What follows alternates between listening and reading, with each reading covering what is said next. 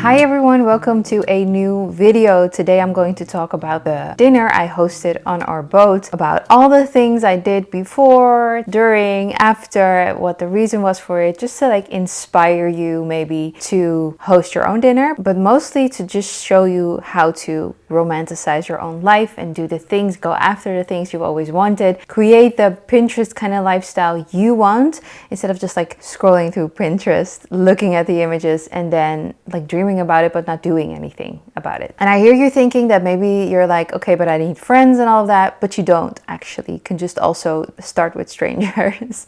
I know it sounds weird, but let me get into this in the video. Let me start off by saying that I have always wanted to host things. Parties, dinners, game night, all of that. But the circumstances and also me feeling like I couldn't take ownership of that part of my life or something like that, that I had to be invited and stuff, pulled me back. But there's also one other big thing is, it might sound weird, but we have an apartment in Amsterdam, which is not very big. We don't have a dining table. So we have two huge couches, which pretty much fill up the whole living area. Of course, we could rearrange things and get a dining table, but we never did because we actually like it this way. But I do have to say that that is something that was holding me back. So I did host some things with like snacks and games, and sometimes people came over for dinner, but it could never be like 5 or 6 or 7 or 8 people because we didn't have the space for it. So we decided to buy a boat 2.5 years ago, not for this reason, but we did because we also wanted to have like a place in nature where we can get away. Also like living in Amsterdam in a very busy area. I don't know, I could like insert a clip where I'm waiting to speak again, and this happens like 5 or 6 times a day because of the ambulance or the tram or the plane or anything. Just listen to this.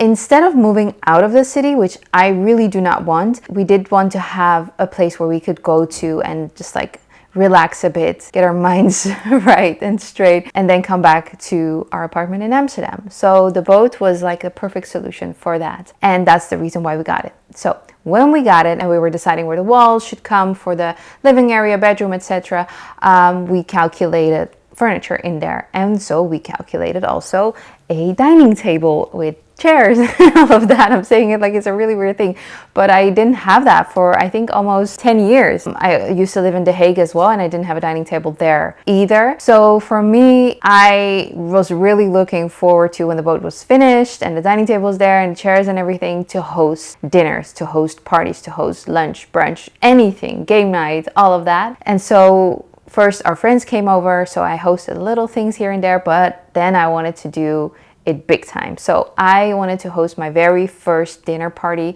with not just friends, but with people that I find inspiring and have some sort of a spiritual, how do you say that? Spiritual link or something. I intuitively picked some of my friends who had that and some people online that I was following and they were following me, but we had never seen each other in real person, but I did feel like this could work. So I came up with a group of 6 people. So in total we were 8 at the dinner, and that's where I started. So that was my guest list. My advice is to not message everyone at the same time about the date. I picked out 2 dates and I messaged a few people, and it's just random, not like my favorite or my least favorite or whatever. Everyone is my favorite person. So I just messaged 2 or 3 people, I think, in the beginning, just to see what comes back. And there was one date that all 3 of them could attend, and one of them could attend both of the dates. So that was pretty easy. It got set on the 25th of October, and then I sent out the invites to the other people so that all 6 had that one date. Because I think it's going to be too confusing if you have 2 dates, you send it out to 6 people, and then you have to go back and forth. Oh, this is better for me. This works better for me. This is right. So I just did it this way, and it worked perfectly because everybody could attend on the 25th of October. And what I also did is I didn't just copy and paste the messages, but I tried to make it a little personal for each and every one. And then I also made an invite in Canva, and I sent that invite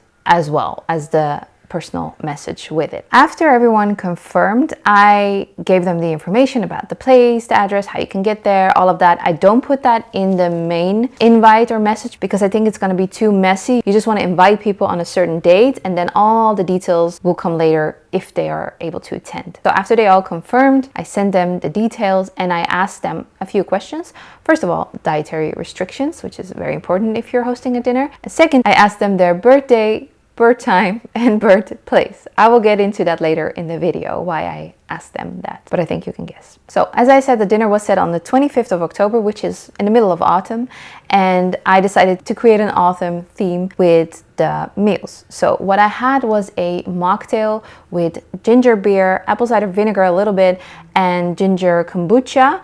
I mixed that together and I put some cinnamon sticks and some other like star anise and some dried orange slices in there as well. And I also put some of that in each and everyone's glass, cocktail glass, because I felt like that gave it more aroma, and the smell of it all is like part of autumn, and it also made it look very special on the table. So then I decided on what meals I wanted. I wanted everything to be vegetarian, as organic as possible, fresh, nutritious, so like nutrient dense. You know, I used to always think like, you know what, I'm going to make pizza or I'm going to make lasagna or things like that that are easy to make. Everyone likes it, but it's not really, it doesn't represent the person I actually am. I do eat lasagna, I do eat pizza, but I love to eat nutritious foods.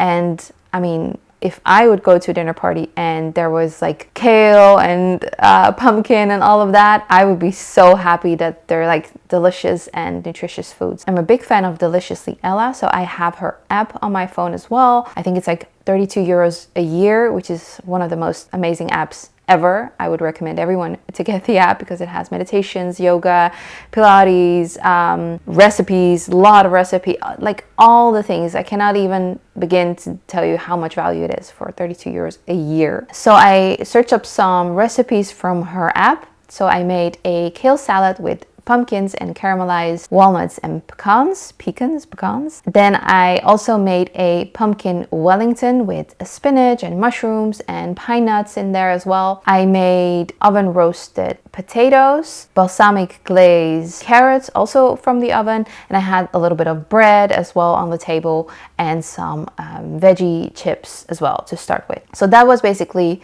everything, and I really wanted to have everything ready and put on the table instead of having courses, because with courses I had to like get up and go to the kitchen again, and I just wanted everything to be on the table and just like enjoy it with everyone. And to make sure everything went smoothly, you could call this extra, but I really wanted to do this, is I tested out all the recipes a week before in our apartment in Amsterdam, because that's where I was at that point, to see if it worked out, if it was good, if it tasted good. And one of my boyfriend's friends was over that evening for dinner, so he got to test out some of the recipes as well, and he liked it, so that was a good sign for me. It just made me feel more confident on the day of cooking it and going through the motions, because I've already done it a week before. So everything went well, and I was really excited about how the flavors of the different kind of meals came together. Then on the day before the dinner, we rearranged the living room area because we needed to like have enough space for 8 people around the table. So we rearranged it a little, put the couch in another place to see how we could place everything so everybody would sit comfortably and have enough space to move around, to go to the bathroom or whatever. So that's what we did the day before, and I also worked on a little bit of the table aesthetic and how I wanted it to see, what I like and what I didn't like. And that just makes, I think, the day of the dinner less stressful, because all of that is taken care of, and the day of is stressful in itself because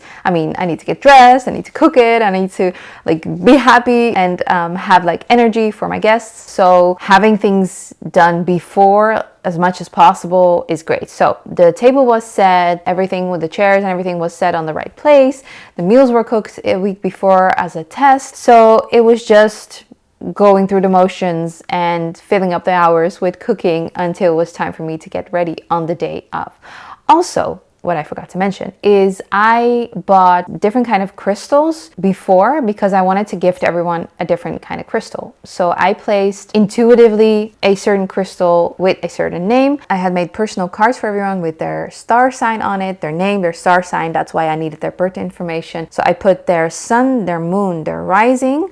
I also put their human design on it, their profile, and also their life theme from human design, which is basically your life's purpose in a sentence. And I put like with their sun, moon, rising, everything, I put a little sentence of what it means to be that.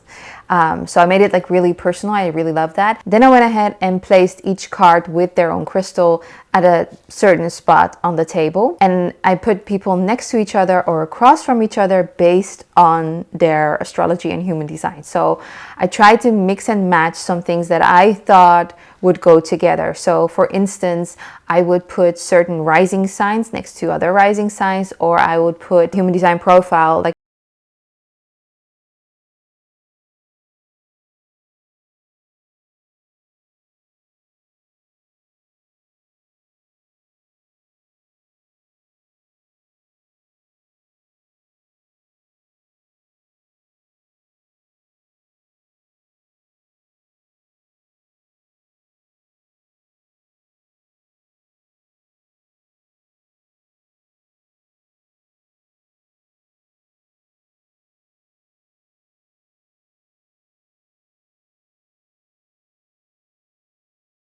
and I have thought about them not just to fill the space up, but I wanted them, that person, that individual to be there, and I've made sure that that individual is being uitgelicht. I don't know how do you say that in English? I will put the word in here with their name, their birth info, like super personal. Okay, and so I put a crystal also with them, and I did that completely intuitively. Hopefully everyone liked their crystal.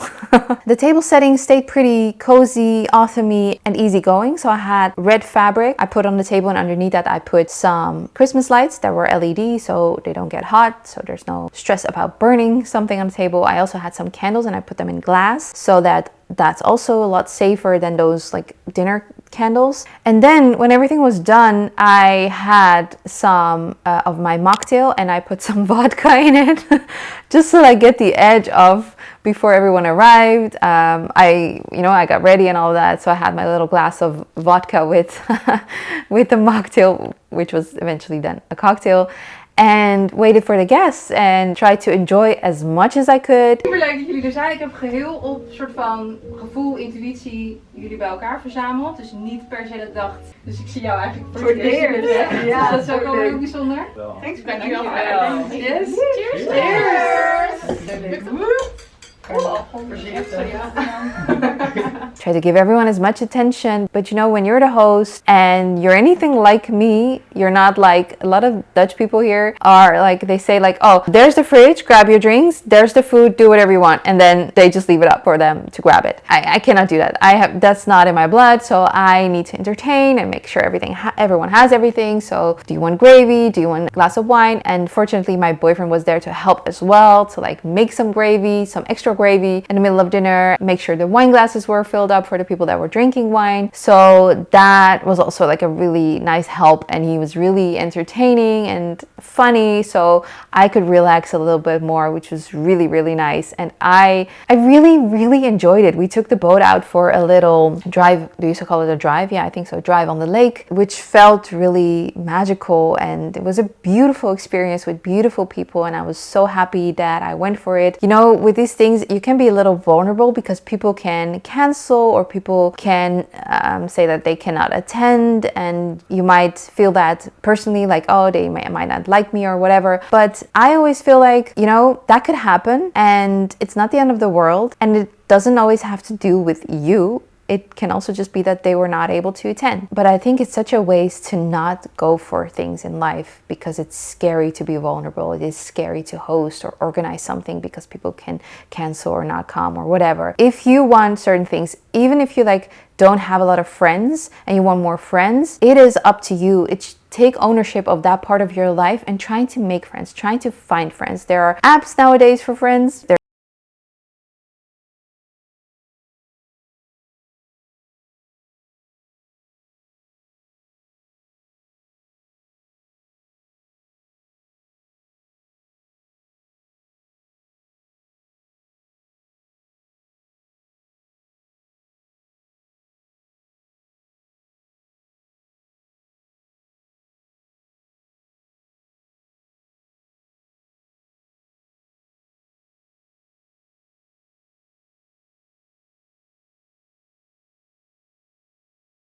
pajamas and Christmas socks and all of that. So yeah, that was second on my list of what I wanted to do and organize. I'm doing it a month later. You know, take ownership, do it, romanticize your life, go for it in any way you want. I mean, it's your life. You're on this earth. You're having this human experience with this body. You get to taste things, feel things, listen to things, and just enjoy life as long as it lasts. So go for it. Thank you for watching, and I'll see you next week in a new video. Mwah. Bye.